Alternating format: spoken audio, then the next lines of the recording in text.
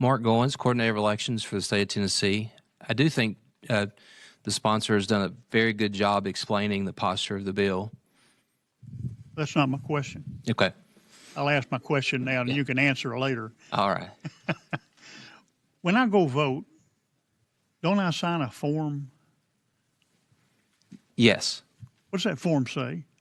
Well, we changed the form last year to make it clearer, and we took the language straight from the statute, and it says, by your vote today, you are affirming that you are a member of the party or aligning with the party that in the primary you seek to vote.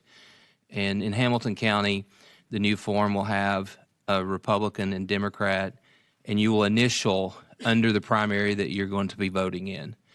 Prior to that, the language was, I'm eligible to vote in this primary. So we added that language. The first time it was rolled out was in the special congressional district. So that's the language it will say now. And if I don't tell the truth, what's the ramifications? Well, if you lie on any election document, intentionally lie on an election document, then it can. If the prosecutor prosecutes, it can be a misdemeanor or a felony, depending on what section you have falsified.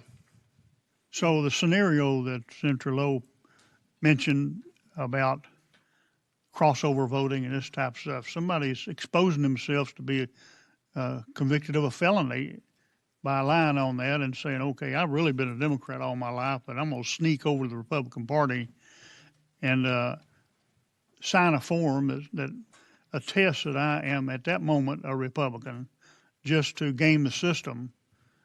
Then, and if there's a poll watcher there and spots